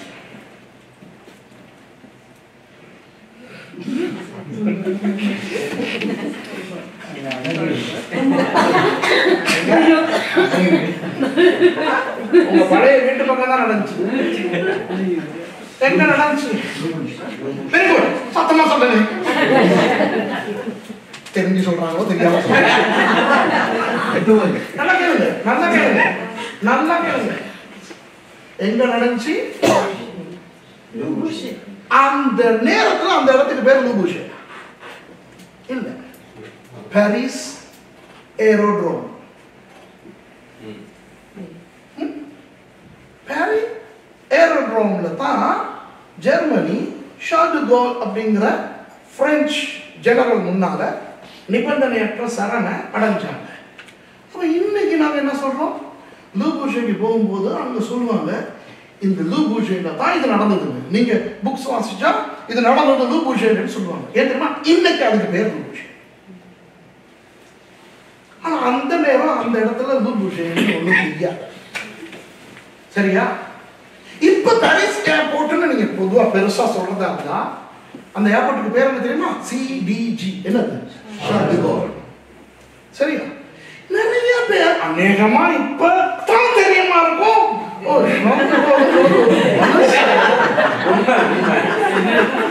எத்தனை பேருக்கு இப்பதான் தெரியும் ஷார்ல் டு கோல்ங்கிறது ஒரு மனுஷன்? இல்ல, சீரியஸா நான் சொல்றேன். ஷார்ல் டு கோல்ங்கிற ஆள் தான் 2ஆம் உலக யுத்த காலத்துல பாரிஸ்ல இருந்த பிரான்ஸ் ராணுவ தளபதி. அவர்கிட்ட தான் ஜெர்மனி சரணடைஞ்சது. அது லூபூஷேங்கிற இடம் ஒரு சரித்திர முக்கியத்துவம் வாய்ந்த இடம். ஷார்ல் டு கோல்ங்கிற மனுஷன் ஒரு பெரிய, அதனால அவர் பேர்ல ஒரு ஏர்போர்ட் செஞ்சாங்க, பெரிய ஏர்போர்ட். சரியா? அப்போ அப்ப எபிரேயனாகிய ஆபிரகாம் மோசே காலத்துல அவங்களுக்கு அப்படித்தான் தெரியும். ஆபிரகாம் அந்த எபிரேயங்கிற சொல்லுங்கிறது வந்து ஆபிரகாம் பேர்லயே வருது. அவ்ஹாம் அதான் பேர். நம்ம ஆபிரகாம் அப்புறம் அது பேர் மாறுது. அவ்ஹாம்னா ஜாதி. அவ்ஹா அப்படின்னா அப்பா, ஜாதிகளின் தகப்பனுங்கிற பேர் வருது. சரியா? அவ்ஹாம் அதெல்லாம் எபிரேயன் வருது. அவர் பிற்காலத்துல தனக்கு ஒரு மொழி அவருக்கு வந்துச்சு. எப்படி வந்துச்சுன்னு எனக்கு தெரியாது, உண்மையில தெரியாது. ஆண்டவர் தான் கொடுத்துருக்கணும். அது அவருடைய மொழி. ஆகவே அவ்ஹை மொழி, எபிரேய மொழி. விளங்குதா? ஆனா சிலர் இந்த அளவு தெரியாம அந்த ஏபேரை பிடிச்சி வச்சு சொல்லிட்டு இருக்காங்க. ஆனா அது உண்மை அல்ல. விளங்குதானே? இன்னும் 12வது தெரியும். சரி, 12ல இருந்து அப்புறம் நம்ம பார்க்கிறோம். ஆண்டவர் 38 அதிகாரங்கள் பிரிச்சு கொடுக்குறாரு. யாருக்கு? ஆபிரகாம், ஈசாக்கு, யாக்கோபு, யோசேப்பு. அப்ப நான் உங்களுக்கு சொன்னேன், உலகத்துல முதல் பிறந்த யூதன் யார் அல்லது எபிரேயன் யார்? ஈசாக்கு. ஏன்னா ஆபிரகாம் முதல் எபிரேயன். நல்லா கேட்டுக்கோங்க, ஆபிரகாம் முதல் எபிரேயன். ஆனா அவர் முதல் பிறந்த எபிரேயன். அவர் பிறக்கும் போது பாபிலோன். முதல் எபிரேயனா பிறந்தது ஈசாக்கு. அப்ப அங்கதான் கலாச்சாரம் தொடங்குது. சரி, 100 வருஷம் ஏன் பிள்ளை இல்லாம ஆச்சு? ஆண்டவர் கலாச்சாரத்தை குழப்பி அடிச்சு இப்ப புத்தாம் புது கலாச்சாரம் கொடுக்குறாரு. அப்ப ஆண்டவர் யூதர்களுக்கு கொடுத்த அந்த மொத்தல இருந்து கொடுத்த கலாச்சாரம் எங்க இருக்குன்னு நான் சொல்லி கொடுத்தேன். தால்மூத், மிஷ்னா, கெமாஹா அப்படிங்கிற 3 எபிரேய புத்தகங்கள். ஆனா அந்த புத்தகங்கள் வந்து யூத கலாச்சாரத்தை படிக்கலாமே ஒழிய அந்த புத்தகங்கள் தேவ வார்த்தை அல்ல. அத மனசுல வச்சுக்க. சரியா? இப்ப நீங்க சொல்லலாம், நான் அந்த புத்தகம் கண்டது பார்க்க தேவையில்லை, நீங்க காண வேண்டிய அவசியம் இல்லை. இப்ப நான் படிக்க தேவையில்லை. இல்லை, அதை படிக்கிறதுக்கு ஆண்டவர் சில பேர் வச்சிருக்காரு, அவங்க படிச்சுட்டு அவங்க சொல்லிக் கொடுப்பாங்க. அவ்வளவுதான். அவங்க வந்து சொல்லுவாங்க, யூத கலாச்சாரத்தின்படி யூதர்கள் 40 வயசு தான் கட்டணும். இப்ப நீங்க டக்குன்னு ஒரு காலத்துக்கு இடத்த காலம் நின்றுட்டு பைபிள்ல காட்டுன்னு சொல்லக்கூடாது. பைபிள்ல இருக்கா? பைபிள்ல இல்லாதனால நம்ப மாட்டோம் அப்படின்னு விதண்டவாதம் பேசவும் கூடாது. ஏன்னா யூதர்கள் என்பது கலாச்சாரம் கெட்டவங்க அல்ல, பயங்கர கலாச்சாரம் கொண்டவங்க. யார் அந்த கலாச்சாரத்தை கொடுத்தது? அப்ப அந்த கலாச்சாரம் கலாச்சாரத்துக்கு எழுதிருக்கு, பைபிள் இல்லை. அப்ப எங்க எழுதிருக்கு? தால்முத், மிஷ்னா, கெமா. ஆனா அது தேவ வார்த்தை இல்லை, அதனால கவனமா இருந்தது. அப்ப வேதத்தினுடைய சில யூத கலாச்சார பண்புகளை படிக்கிறதா இருந்தா தால்முத், மிஷ்னா, கெமாவை படிக்கணும். அப்போ இருக்கும்போதுதான் கண்டுபிடிக்கிறோம். அதனாலதான் 7 வருஷம் இயேசு மனுஷனா இருந்துட்டு 40 வயசுல கல்யாணம் கட்டுறாரு. அது பெரிய ஒரு வெளிப்பாடா இல்லையா? எத்தனையோ பேருக்கு இது ஒரு பெரிய கேள்வி. 7 வருஷம் நாங்க சபை எடுத்துக்கொள்ளப்பட்டு 7 வருஷம் பரலோகத்துல என்ன பண்ண போறோம் நிறைய பேர் கேட்பாங்க. அதுக்கு நிறைய பேர் கொடுக்குற பதில் என்ன தெரியுமா? மனவாட்டியாக நம்மளை சுத்திகரிக்கிறான். சுத்தம் இல்லாம நான் பரலோகத்துக்கு எடுத்துக்கிட்டேன். அந்த படி நான் ஒவ்வொரு நாளும் 7 வருஷம் சர்வீஸ் பண்ற அளவுக்கு யோசிக்கணும்.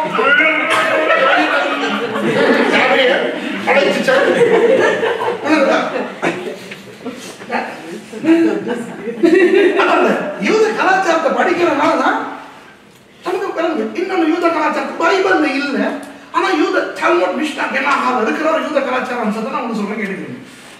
அநேகமா என்னுடைய பிரசங்கங்களை சொல்லியிருக்கலாம். யூத கலாச்சாரத்தின்படி கல்யாணம் மணவாளனுடைய அப்பா வீட்டுல நடக்குது. இப்ப மாதிரி ரிசப்ஷன் வந்து கல்யாணத்துக்கு பிறகு நடக்காது. இப்ப கல்யாணத்துக்கு பிறகு தானே ரிசப்ஷன். யூத கலாச்சாரத்துல வந்து 7 நாளைக்கு முதல்ல ரிசப்ஷன் தொடங்கிடும். பெரிய பெரிய ஆளுதான் முதல் நாள் 2ஆம் நாள்லாம் பெரிய பெரிய முக்கியமான முக்கியஸ்தவர்கள் தான் வருவாங்க. ப்ரெசன்ட் எல்லாம் கொண்டு வருவாங்க. அப்படி ரிசப்ஷனுக்கு வந்து போறவங்க மாப்பிள்ளை தான் பார்ப்பாங்க. அந்த தான் முன்னுக்கு எல்லாம் பாஞ்சு கிஞ்சி எல்லாம் ஓடி ஆடிக்கிட்டு இருக்கும். பொண்ணை பார்க்க கூட மாட்டாங்க. யூத கலாச்சாரத்துல வரவேன் போறவேன்னா பொண்ணை பார்க்கறது இல்லை. சரியா? மாப்பிள்ளைய தான் பார்ப்பாங்க. அவங்க மாப்பிள்ளைய தான் கிட்ட அடிப்பாங்க. எப்படி பொண்ணு பார்த்தியா? அந்த முதல் நாள் போயிட்டு கூட்டிகிட்டு வந்த நேரம் பார்த்தேன்னு எப்படி பிடிச்சிருக்கா? என்ன செய்ய இவங்க பார்க்க மாட்டாங்க. வந்து பிரசன்ட் எல்லாம் வாழ்ந்துட்டு கொடுத்துட்டு தொழிலாச்சுன்னுட்டு போவாங்க. 7 நாள் விருந்து முடிஞ்சதுக்கு பிறகு 7ஆம் நாள் ராத்திரி தான் கல்யாணம் நடக்கும். எங்க? மணவாளனுடைய அப்பா வீட்டுல. எங்க? ஒரு ரூம் இருக்கு. ரூம்ல கல்யாணத்தை நடத்தி வைக்கிறது யார் தெரியுமா? அங்கே மணவாட்டியினுடைய அம்மா அப்பா இருப்பாங்க, மணவாளனுடைய அம்மா அப்பா சகோதரங்களா இருப்பாங்க, மணவாளனுடைய தோழர்கள் இருப்பாங்க, மணவாட்டியினுடைய தோழிகள் எல்லாம் வெளியே தான் இருப்பாங்க. சரியா? அப்ப அந்த ரவி, அந்த ஆசாரியன் கல்யாணத்தை நடத்தி வச்ச உடனே எல்லாம் வெளியே போவாங்க. பொண்ணும் மாப்பிள்ளையும் அந்த ரூம்ல முதல் தடவையா அவங்க அங்கதான் முதல் தடவையா ஒன்னா இருக்க போறாங்க. இப்ப விளங்குதா? எல்லாம் வெளியே போனோம்னா கதவு முடியவாங்க. இப்ப அப்படி இல்லை. நம்ம எல்லாம் இருப்போம். பொண்ணு மாப்பிள்ளையும் கார்ல ஜஸ்ட் மெரிட்டு போட்டு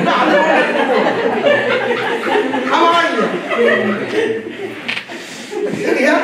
யூத கலாச்சாரத்துல பொண்ணு மாப்பிள்ளை இருந்துட்டு இவங்க எல்லாம் போயிடுவாங்க. கதவு மூடுபடும். ஒருவேளை வெளியால ஜஸ்ட் மெரிட்டு தெரியாது. இப்ப முதல் ராத்திரி புருஷன் மனைவியுமா இவங்க இருப்பாங்க. காலையில இவ அதாவது புது பொண்டாட்டி எழும்புறதுக்கு எழுப்பி நைசா வெளியே போகணும். ஒரு வேளை இவனுக்கு முடிப்பு வந்தாலும் கலாச்சாரத்தின்படி தனக்கு முடிப்பு வராத மாதிரி காட்டிட்டு தூக்குற மாதிரி பாசங்க செய்யணும். இவர் போறது அதுக்கு தெரியாது. அப்ப இவரு வெளியே போனா போயிட்டு அவங்க ஸ்டாப்ல அனாதைகள் மாதிரி படுத்து கிடப்பாங்க ஃப்ரெண்ட்ஸ் எல்லாம். சரியா? அவங்க எல்லாம் எழுப்பிட்டு மணவாளன் போயிடணும். புருஷன் போயிடணும். பகலைக்கு தான் வரணும். பகலைக்குள்ள வரணும். வரும்போது மிருகம் முடிச்சுட்டு வரணும். சரியா? முயலோ மானோ நரியோ ஓனாயோ தேவைப்பட்டா சிங்கமோ புலியோ கரடியோ கூட பிடிச்சிட்டு வரலாம். அப்படியெல்லாம் பிடிக்க மாட்டாங்க. சரியா? ஆனா முயல் மான் இந்த மாதிரி ஐட்டம்ஸ் தான் கிடைக்கும். நிறைய செடியெல்லாம் கிடைக்கும். ஏதாவது ஒன்று பிடிச்சிட்டு வரணும். எப்படியோ ஃப்ரெண்ட்ஸோட சேர்ந்து போயிட்டு பிடிச்சிட்டு வந்துடுவானுங்க. இனி அதை வச்சு எங்களுக்கு ஒரு நம்பிக்கை. இந்த பிடிச்சிட்டு வர மிருகத்தின் அடிப்படையில் எல்லாரும் ஒரு பெரிய கோலாகலமா சொல்லுவாங்க. புருஷன் இப்படித்தாண்டா வச்சிருக்க போறான். கிழக்குதான். இப்போ முயல் எல்லாம் பிடிச்சிட்டு வந்தா முயல் வந்து அவங்க அந்த ஒரு சின்ன அழகான ஒரு மிருகம். அப்ப முயல் பிடிக்கிற வேண்டிய மாப்பிள்ள அப்போ உடனே முயல் மாதிரி வச்சிருப்பான். மான் பிடிக்கிற வேண்டி நரிக்கிரி பிடிச்சிட்டு வந்தா உடனே சுத்துவான், ஏமாத்துவான். சிங்கத்தை ஏதாவது பிடிச்சிட்டு வந்தா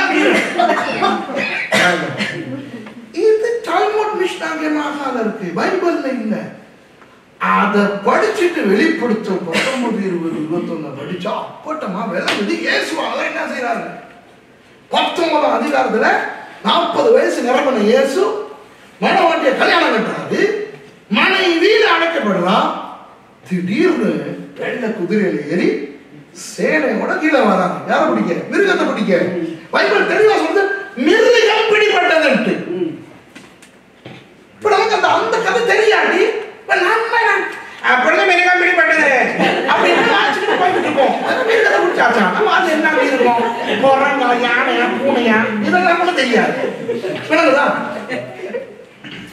சரிதானே? ஏன் அந்த கலாச்சார சொற்கள் போட்டிருக்குன்றது அங்க பார்த்தா தான் புரியுது.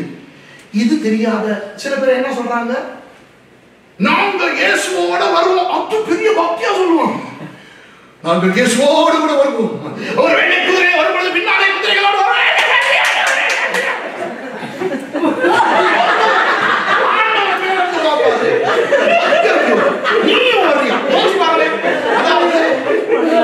காலையில மனமான எழுந்து போகும்போது இதுவும் எழுப்பிக்கிட்டு அடியடி கலாச்சாரத்தை குழப்பறியடி அதெல்லாம் முடியாது. நானும் வருவேன்.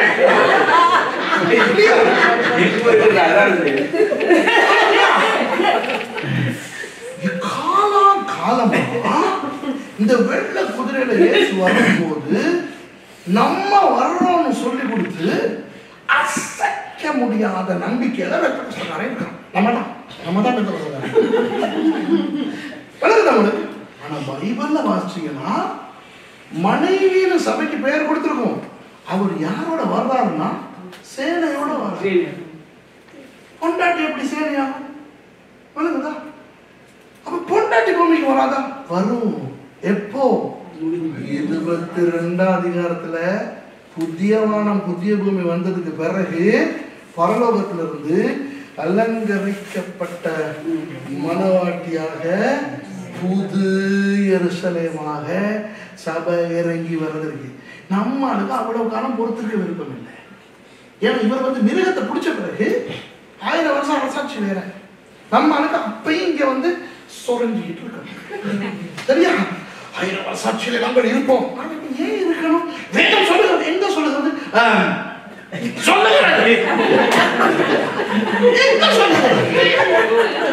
இருப்பு கோளாறு அரசாளுவீர்கள். அது 1000 வருஷத்துல தான் இருப்பு கோளாறு அரசாளுவீங்களோ? உங்களுக்கு விளங்குதா? ஒழுங்கா கலாச்சாரம் தெரியாதால வந்த பிரச்சனை. சரிதானே? அப்ப நமக்கு இந்த டால்மோட் மிஷ்னா கெமாரா எல்லாம் படிச்சா ஆபிரகாம், ஈசாக்கு, யாக்கோபு இந்த விஷயம் நமக்கு தெரிய வரும். நேத்து இன்னொரு விஷயம் உங்களுக்கு சொல்லி கொடுத்தேன். இப்ப உலகத்துல 2ஆவதா பிறக்க போற யூதன் யார்? யாக்கோபு. சரியா? தாயின் கர்ப்பத்துல 2ஆவதா உருவான யூதன் யார்? தாயின் கர்ப்பத்துல உருவான யாக்கோபு. 3ஆவதா உருவானவன் யார்? ஏசா. வெளியே வரும்போது யார் வெளியே வந்தது? ஃபர்ஸ்ட். 2ஆவதா உருவானவன்னா ஃபர்ஸ்டா வெளியே வந்தான். அதனால உலகம் சொல்லிச்சு இவன் தான் பெரிய மூத்தவன். இப்ப ஆண்டவர் பார்க்கிறாரு, ஐயோ இவங்களுக்கு விஞ்ஞானத்தை சொல்லி கொடுக்க முடியாது. முதல்ல வந்த பிள்ளைய தலைச்சன் பிள்ளையாக்கிட்டான். ஐயோ இவங்க வளர்றாங்க எல்லாம் பண்றாங்க. இப்ப ஏசா ஆசீர்வதிக்கிற டைம் வந்துருச்சு. இப்ப ஈசாக்கு ஏசாவை தான் ஆசீர்வதிக்க போறான். ஆனா ஏசா இல்ல மூத்த பிள்ளை. வெளியே வந்தது அவன். உலகம் அவனை மூத்த பிள்ளைன்னு நினைக்குது. ஆனா முதல்ல ஆண்டவர் உருவாக்குனது யாரு? யாக்கோபு. இப்ப அவனை எப்படியாவது மேல கொண்டு வந்துடணும். உடனே ஆண்டவர் இடம் கொடுக்கிறாரு. ரெபேக்கால சீனை கொண்டாந்து போட்டு, சரியா? யாக்கோபு ஏசா மாதிரி போயிட்டு அம்மா சமைச்சு கொடுத்ததை கொடுத்து தோல் உடுப்பு ஏசாட உடுப்பெல்லாம் போட்டுக்கிட்டு போயிட்டு அந்த முடியெல்லாம் தடவை பார்க்க வச்சு தலைச்சன் பிள்ளைக்குரிய ஆசீர்வாதத்தை ஜில்மால் மூலமா சரியா அது கொடுக்க பண்ணிட்டாரா? விளங்குதா? நமக்கு இதெல்லாம் தெரியாட்டி நம்ம நினைப்போம் உண்மையான தலைச்சன் பிள்ளை ஏசா அந்த கள்ளப்படவா அதை மறைச்சுக்கிட்டான். முதல்ல உருவானவன் தான் யாக்கோபு. அவனை தான் தலைச்சன் பிள்ளை ஆக்கணும். அதனால ஆண்டவர் அந்த வேலை பண்ணார். இப்ப விளங்குதா? இப்படி நம்ம படிச்சுக்கிட்டே யாத்ராகமம் வரைக்கும். இப்ப யாத்ராகமம் புத்தகத்துல நமக்கு தெரியும் மோசே அறிமுகமாகிறான். சரியா? இப்போ மோசே அறிமுகமாகும் போது மோசே லேவி கோத்திரத்தில் பிறக்கிறார். இப்போ ஆண்டவருக்கு தெரியும் இவனை வச்சு தான் நான் ஜனங்களை காப்பாற்ற போறேன் அப்படின்னு. சரியா? உடனே ஆண்டவர் என்ன பண்றாரு? யாருக்கும் தெரியாம சூப்பர் பிளான் ஒன்று கொடுக்குறாரு. என்ன பிளான்? மோசேய பார்வோன் அரண்மனையில வளர வைக்கிறார். 40 வருஷம் மோசே எங்க வளர்றாரு? பார்வோன் அரண்மனையில. எப்படி யாரா வளர்றாரு? ராஜாவினுடைய மகள மகன். அப்ப இதுல ஏற்றம், கழுதை ஏற்றம், ஒட்டக ஏற்றம், வாட்பயிற்சி, விற்பயிற்சி, மல்யுத்தம், கணக்கு, வழக்கு, பரிபாலனை, அது இது எல்லாம் படிக்கிறார். ஒரு அரண்மனையில் இருக்கிற ஒரு ராஜகுமாரனுக்கு ஏற்ற அவ்வளத்தையும் ஆண்டவர் படிச்சு கொடுக்கிறார். ஏன்? 40 வருஷம் ஜனங்களுக்கு ராஜா மாதிரி இருக்க போறாரு. இவர் தானே வளர்ந்து ராஜா மாதிரி இருக்க போறாரு, நடத்த போறாரு. அவ்வளவு ட்ரைனிங்கை ஆண்டவர் எகிப்து தேசத்துல கொடுத்தார். கொடுத்துட்டு சங்கமம் நீங்க பைபிள வச்ச தெரியும் ஏன்ட்டு ஓடுறாரே தப்பி. சரியா? ஓடி ஏதோ தற்செயலா ஒரு ஏரியாவுக்கு வந்த மாதிரி தான் நமக்கு தெரியுது. அதாவது ஓடி போய் தற்செயலா ஒரு இடத்துக்கு வந்தாரா, கிணறு இருந்துச்சா, இந்த பொம்பளை பிள்ளைகள்லாம் ஆடுகளுக்கு தண்ணி காட்ட பார்க்கணும். உடனே மீதியான மேய்ப்பர்கள் வந்து அவளுக்கு விளையாட்டு காட்டலாம். உடனே இவர் பால்ட்டி அடிச்சு அங்கே வந்து எல்லாத்தையும் அடிச்சுட்டு தண்ணி குடிங்கன்னு சொல்லிட்டு அவங்க வந்து தண்ணி எடுக்கும் போது அந்த தண்ணி எடுக்கிற மூத்த வசிப்போற அப்படி அவரை பார்த்தோன்னு அவர் இப்படி பார்த்தோன்னு சரியா அப்படி மலர்ந்து சரியா. அப்புறம் அவரு அண்ணலும் நோக்கினான், அவளும் நோக்கினான். சரியா? சரி. அப்ப போயிட்டு எத்தரோட வீட்டில் போயிட்டு சம்பந்தம் எல்லாம் பேசி கல்யாணம் எல்லாம் கட்டி 40 வருஷம் அவங்க எத்ரோனுடைய மருமகனா ஆடுகள் வைக்கிறார். நீங்க பாத்தீங்கன்னா குருட்டு வாக்குல மாப்பிள்ள எங்க போய் சேர்ந்திருக்காரு தெரியுமா? கர்த்தருடைய பர்வதம். குருட்டு வாக்குல இல்ல, ஆண்டவர் தான் பிளான் பண்ணி நடத்தி இருக்கார். இவருக்கு தெரியாது, ஆண்டவர் தான் நடத்துறாங்க. இதுல இருந்து ஓடுறாங்க, எங்க வேணாலும் ஓடி இருக்கலாம். கணக்கா போயிட்டு கர்த்தருடைய பர்வதத்துல போயிட்டு சேர்றான். அங்க எத்ரோ ஏற்கனவே கர்த்தருடைய பர்வதத்துல பணி கொடுத்துக்கிட்டு வர்ற ஒரு ஆசாரியனா இருக்கிறார். இப்படி வேலை. சரியா? ஆண்டவருடைய அந்த திட்டத்தை நீங்க பார்க்கலாம். சரிதானே? 40 வருஷம் அங்க அவர் வாழ்ந்துட்டு 40 வருஷத்துக்கு பிறகு, ஏன் 40 வருஷம் அங்க அந்த வாழ்க்கை? பாலைவன வாழ்க்கையை ஆண்டவர் பழக்கிறார். ஏன்னா 40 வருஷம் ராஜாவுக்குரிய பயிற்சியை ஆண்டவர் கொடுத்துட்டாரு. இப்ப ராஜாவா இந்த ஜனங்களை நடத்துறதுக்கு சகல தேர்ச்சியும் மோசைக்கு இருக்கு. ஒரே ஒரு பிரச்சனை தான். என்ன பிரச்சனை? ஆட்சி செய்ய போற இடம் எகிப்தா இருந்தா ஓகே, பாலைவனம். ஆகவே 40 வருஷம் பாலைவன ட்ரைனிங். எங்க தோணுனா தண்ணி வரும், எத்தனை மணிக்கு தூங்கணும், எத்தனை மணிக்கு எழுமணும், எவ்வளவு வேகத்தில் நடந்தா போய் சேரலாம், நிறைய விஷயங்கள் இருக்கு தானே. இதெல்லாம் 40 வருஷத்துல படிச்சுக்கிட்டார். 40 வருஷம் முடிஞ்ச உடனே ஒரு நாள் அந்த ஏரியில செடியில, அது தமிழ்ல முச்செடி இருக்கு, அது முச்செடியே இல்லை, இன்னும் அந்த செடி இருக்குது.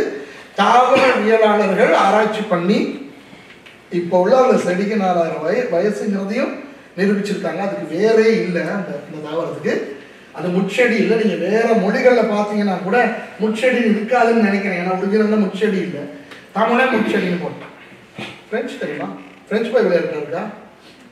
இருந்தா புரட்டி பாருங்க, அது என்ன செடின்னு. சும்மா செடின்னு தான் இருக்கும், தமிழ்ல தான் முச்செடி. சரியா? அது கீழே இல்லை, இப்படி குனிஞ்சு பாக்குற மாதிரி கீழே இல்லை, மேலதான் இருக்கு.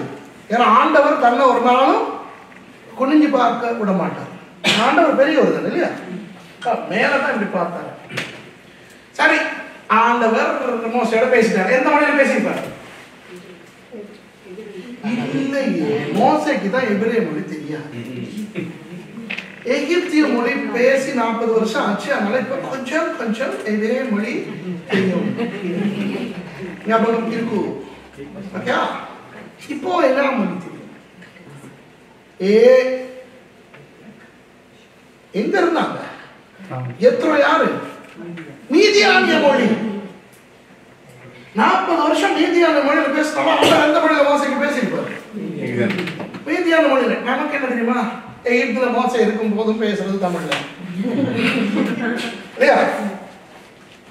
சிப்போராவோட பேசுறதும் தமிழ்ல, ஆண்டவரோட பேசுறதும் தமிழ்ல, ஆண்டவர் பேர் சொல்றதும் இருக்கிறவராக இருக்கிறேன் தமிழ்ல. ஆனா எகிப்துல எகிப்து மொழியில நடக்குது, மீதியான் மொழியில நடக்குது. ஆண்டவர் மீதியான் மொழியில எல்லாம் பேசிட்டார். அழகா சொல்றாரு ஆண்டவர், நான் யார் தெரியுமா? ஆபிரகாம், ஈசாக்கு, யாக்கோபுடைய. ஓகே, நல்லா ஆண்டவர். ஆனா உங்களுக்கு ஒரு பேர் இருக்கணுமே, வாட் இஸ் யுவர் நேம்னு கேட்டான். ஆண்டவர் குழம்பிட்டார். ஏன்னா ஆண்டவருக்கு பேர் இல்லை. அப்ப அவரு அந்த நான் சொன்னேன்னு சொல்லு அப்படின்னா அதுதான் இந்த ஹயா நான். சரியா? அதுதான் நம்மால் இருக்கிறவராக இருக்கிறேன்னு போட்டிருக்கான். சரிதானே? நான் தான் நானே தான் அப்படின்ட்டு ஆண்டவர் சொல்லி அனுப்பிட்டார். யாத்ராவை மொத்தம் படிச்சேன்னா அதுல பயங்கர விஷயங்கள் நிறைய இருக்கும். ஒரு இவங்க எல்லாம் போறாங்க. சரியா? இவரு பொண்டாட்டி மகன் எல்லாம் எகிப்துக்கு போறாங்க. இப்ப அந்த அந்த அந்த மீதியான் பிரதேசத்துல நிறைய ஜனங்க இருக்கிறாங்க, வேற வேற மொழிகள் பேசிக்கிட்டு வாழ்றவங்க. ஆனா அவங்க ஒருத்தர் பொறுத்து கொள்ளக்கூடியவங்க. சரியா? ஆனா அவங்களுக்கு எகிப்தியர்கள் கண்ணையும் காட்டாது. இவங்க அப்படி போய் ஒரு இடத்துல தங்குறாங்க. அங்க உள்ளவங்க மோசைய பார்த்தோம்னா, மோசை என்னட்டா இருந்தாலும் 40 வருஷம் எகிப்துல வாழ்ந்தவர் தானே. அவர் எபிரேயருக்கு வந்து நல்லா செழுமையான ஒரு உருவ அமைப்பு கொண்டவங்க, வெளியேன்னு இருப்பாங்க. எகிப்துல வேற இருந்தவர் பார்த்தோன்னா வெளிநாட்டுக்காரன்னு தெரிஞ்சு போச்சு. அங்க இருக்கிறவங்க வந்து கொல்ல பார்த்துட்டாங்க. ஏன்னா எகிப்தியன் ஒருத்தன் தானே. உடனே மீதியான் தேசத்து ஒருத்தியாகிய மனைவியாகிய சிப்போரா என்ன பண்றா, அவன் டக்குன்னு அந்த பிள்ளையினுடைய நுனித்தோலை வெட்டி அங்கே போட்டு ரத்த உடன்படிக்கையில இவன் 2 புருஷன். ஆகவே என் புருஷன் இவன் எகிப்தியன் இல்லை அப்படின்னா அவங்க சரியான விட்டுட்டாங்க. இப்ப இவங்க போறதே கர்த்தர் சொல்லி. சரிதானே? அப்ப கர்த்தர் சொல்லி போன போது இப்படி இவங்க கொல்றதுக்கு ஆண்டவர் விட முடியுமா?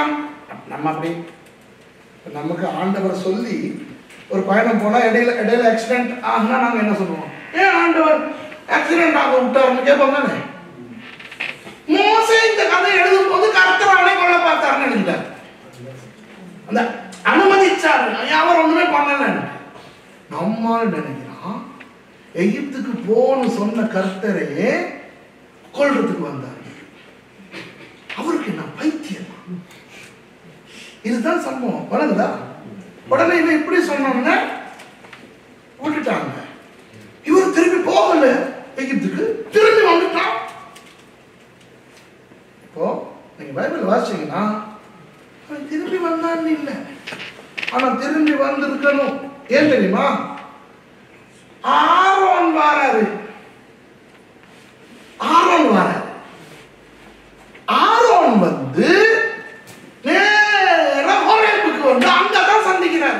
பைபிள் தெளிவா சொல்லுது, கர்த்தருடைய பர்வதத்துல ஆரோன் வந்து மோசையை சந்திக்கிறாங்க. அப்ப என்ன அர்த்தம்? பாதி வழிபடி மீதி வழி திரும்பி வந்துட்டாங்க. எனக்கு எல்லாரும் போறது, ஏன்னா ஆண்டவனை காப்பாற்றுறாரு இல்லையே. உங்களுக்கு புரியுதா நான் சொல்றது? ஏன் ஒரு மாதிரி பேந்த முடிக்கிறீங்க? புரியுதா? சரியா? ஆரோன் எப்படி அங்க வந்தார்? பைபிள்ல சொல்லல. ஆனா ஆரோன் எப்படி மோசே உயிரோடு இருக்கிறாரோ ஆரோனுக்கு எப்படி தெரியும்? ஆரோனுக்கும் மிரியாமுக்கும் தெரியும் மோசே தான் தங்கட தம்பி. ஆனா 40 வருஷம் தங்க தம்பி அரண்மனையில வளர்றாங்கிறது தெரியும். இவங்க காட்டிக்கிறல. ஆனா திடீர்னு தம்பியை காணும். ஞாபகம் இருக்கா? ராத்திரியோட ராத்திரியா ஓடிட்டான். எங்க ஓடினான்னு தெரியாது.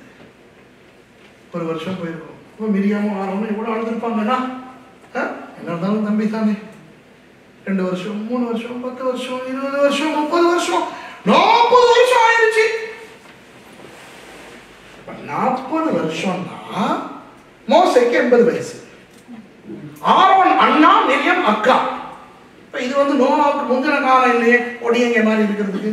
இது உண்மையா கிழட்டு வயசுல கிழட்டு மிரியாம இருக்குது, கிழட்டு ஆரோன் இருக்கிறார். அப்போ ஒரு நாள் எப்படியோ நான் நினைக்கிறேன் நீங்களும் நினைச்சு தாங்கணும், ஆண்டவர் தான் ஆரோனுக்கு சொல்லி இருக்கிறேன் ஏதோ ஒரு விதத்துல, உன் தம்பி உயிரோடு இருக்கிறான். சரியா? அப்ப ஆரோனுக்கு இந்த தம்பி உயிரோடு இருக்கிறானா?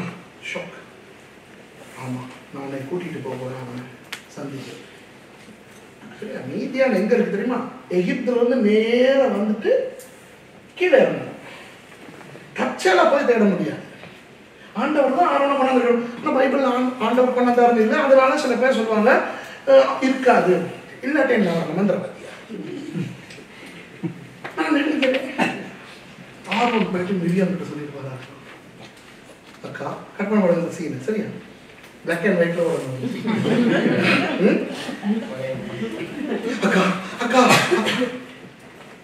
என்ன என்ன அக்கா, நம் தம்பி மோசே உயிரோடு இருக்கிறான். என்ன என் கண்ணு உயிரோடு இருக்கிறதா? என் தம்பி உயிரோடு இருக்கிறான். என் மோசே நான் கடல் அந்த நதியிலே போட்டு உயிரோடு இருக்கிறான். ஐயோ, நான் அவரை பார்க்க வேண்டும். கற்பனை பண்ணுங்க பிளாக் அண்ட் ஒயிட் சரியா?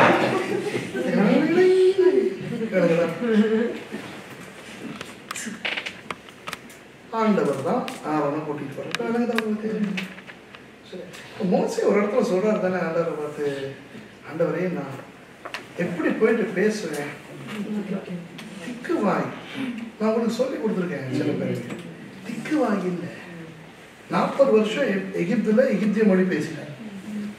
இப்ப 40 வருஷமா அந்த மொழி பேசுறேன். ஆமா, இப்ப மீதியானி மொழி. அங்க உள்ள பார்வோனுக்கு எகிப்திய மொழி தெரியும், எபிரேயர்களுக்கு எபிரேய மொழி தெரியும். இவருக்கு எபிரேய மொழி தெரியாது. எகிப்திய மொழி 40 வருஷத்துக்கு முந்தைய கடைசியா பேசுனது. சரியா? இவருக்கு சரளமா இப்ப பேசக்கூடிய மீதியானிய மொழி அங்க இருக்கிற எபிரேயர்களுக்கும் தெரியாது, எகிப்தியர்களுக்கும் தெரியாது. இதுதான் அவர் சொன்னார், எனக்கு இது இப்படிப்பட்ட நிலைமையில நான் எப்படி போய் பேச முடியும். சரி, ஆரோன் வர்றான், அவன் அழகா வந்து பேசுவான். இதுதான் சீன். விளங்குதா?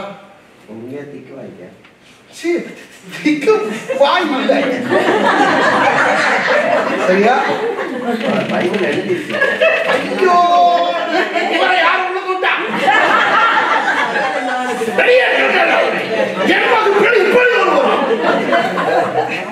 ஐயா, பைபிள் என்ன எழுதிருக்குது? அவர் என்ன தெரியுமா சொல்றாரு ஆண்டவர்கிட்ட? ஆண்டவரே, எனக்கு ஒழுங்கா பேச முடியாத அங்க போய் பிறகுதா. ஏன்னா இப்ப நான் எகிப்திய மொழி பேசினா திக்கும். எப்படி திக்கும்? இப்ப யோசிக்க பாப்பா, இவருக்கு 40 வருஷத்துக்கு முந்தி பேசினது எகிப்திய மொழி. அரண்மனையில் இருந்தார், ராஜாக்கிட்ட போய் பேசும்போது அப்படி பேசணும் இல்லையா? தமிழ் மன்னர்கள் பாண்டிய மன்னர்கிட்ட போயிட்டு நீங்க பேசும்போது, மன்னா என் மொட்டாடி எடைய உதச்சிக்கிட்டே இருக்கா மன்னா, யாவது பண்ணுமா? பேசுறதுக்கெல்லாம் தெரிஞ்சுக்கிட்டு தான் போய், மன்னா என் வீட்டிலே அப்படிதான் பேசணும், செந்தமிழ்ல தான் பேசணும் அரசர்கிட்ட போனா. அப்ப நீங்க எகிப்து பார்வோன் கிட்ட போனா சென் எகிப்து மொழியில தான் பேசணும். சரியா? இப்ப 40 வருஷத்துக்கு முந்தி பேசுனது. மத்த இவர் எப்படி போயிட்டு என்ன கேட்க போறாரு? பிச்சையா கேட்க போறாரு? இவர் போயிட்டு என்ன மாதிரி சொல்லிருக்கணும்? பார்வோன் மன்னா, நீ அடிமைகளாய் நடத்தும் என் ஜனத்துக்காக பேச வந்திருக்கிறேன். என் பெயர் மோசே. என் ஆண்டவர் சொல்லி இருக்கிறார், அவரை வழிபடுவதற்காக என் ஜனத்தை அனுப்பட்டுமா? மரியாதையாக அனுப்பும். இப்படிதான் எகிப்திய மொழியில சொல்லணும். பாரு மன்னா, என்ன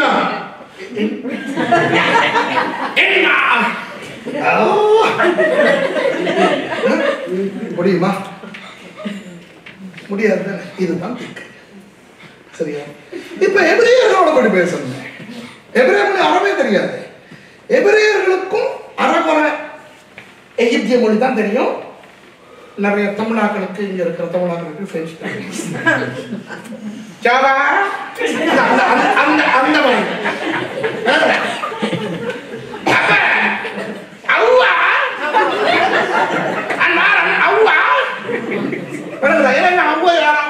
படிச்சேன்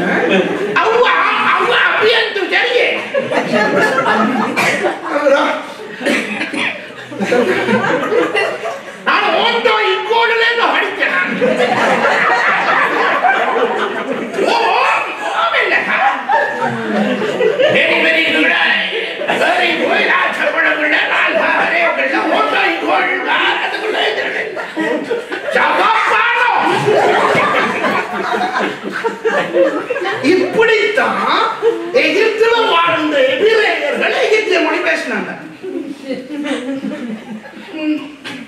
மோசே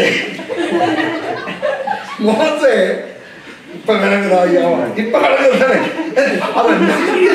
திக்கு வாய் நமக்கு தெரிஞ்ச திக்கு வாய் அது. இப்ப நான் பேசினதெல்லாம் திக்குன்னு நம்பவே மாட்டாங்க. பெர்ஃபெக்ட் தான் நம்புவாங்க.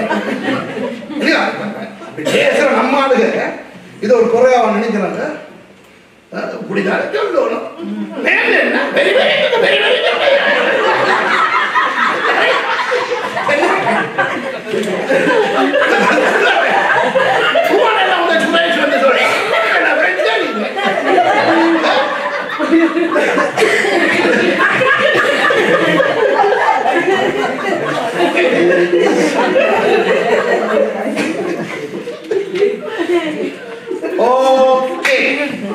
இன்னைக்கு லேவியராகம் வரைக்கும் போயிருந்தா ஒரு விஷயம் நான் வரைஞ்சி காட்டியிருப்பேன். நான் போகல. இப்போ அவர் போயிட்டு 10 வாதைகள் கொடுத்து, நேற்று அவர் சொன்னேன் உங்களுக்கு இல்லையா, 10 வாதைகள் கொடுத்து அப்புறம் அவங்க ஜனங்களை கொண்டு வந்து பணம் எழுதி வெளியே கொண்டு வர முடியுது. கிளாஸ் ஒரு கேள்வி கேள்வி. மீதியானிய ஸ்திரீ விருத்த சேதனம் பண்றதுக்கு மீதியானியருக்கு அந்த விருத்த சேதன முறை இருந்தது. ஆமா, நீங்க அந்த காலத்து கலாச்சாரங்களை நீங்க பார்த்தீங்கன்னா பாபிலோன், கானான், மிதியான், அப்படி அரப், இந்த மாதிரி பல தேசங்கள்ல ஏற்கனவே இருந்து வந்த ஒரு விஷயம் தான் விருத்த சேதனம் நீங்க பார்ப்பீங்க. அதே முறையை தான் ஆபிரகாமும் சொல்லி கொடுத்தாங்க. நீங்க குறிப்பா நீங்க மெல்கிசேதேக்கு ஜனங்களை பத்தி நீங்க பாத்தீங்கன்னா, அதாவது யோபு, எத்ரோ, இவங்களெல்லாம் பாத்தீங்கன்னா அவங்க எல்லாம் விருத்த சேதனம் பண்ணி பண்ணி பண்ணி பண்ணி கொண்டவங்க தான். ஆனா அவங்க அந்த ஆண்டவர் சொன்ன முறையில அவங்க அப்படி செய்யல. சரியா? கூடுதலா நீங்க பாத்தீங்கன்னா நிறைய தேசங்கள்ல அந்த பழக்கம் இருக்கல, சில தேசங்கள்ல தான் இருந்தது. ஆனா யூதர்களுக்கு விருத்த சேதனம் ஒரு உடன்படிக்கையின் அடையாளமா வந்ததுல இருந்து யூதர்கள் அத ஒரு மத சடங்கா செய்ய ஆரம்பிச்சாங்க. வேற தேசங்கள்ல அது ஒரு மத சடங்கா செய்யல. இன்னைக்கு நீங்க பாத்தீங்கன்னா ஆப்பிரிக்கன்ஸ், நிறைய ஆப்பிரிக்கன்ஸ் விருத்த சேதனம் பண்ணிக்கிறாங்க. ஆனா அதுக்கும் மதத்துக்கும் சம்பந்தம் இல்லை. அது ஒரு ஆரோக்கிய விஷயம் மாதிரி செய்வாங்க. அப்ப அது மதத்தோட சேர்ந்து யூதர்கள் கொண்டு வந்ததுக்கு பிறகு விருத்த சேதனம் இல்லாதவர்கள் யூதர் அல்லாதவர்களை குறிக்கிற அளவுக்கு அது ஒரு யூத விஷயம் மாதிரி போயிடுச்சு. புரியுதா? ஆனா இருந்துச்சு. நீங்க உலக சரித்திரத்தின் படி பாத்தீங்கன்னா நிறைய அந்த. ஓகே, பாடம் முடிஞ்சது.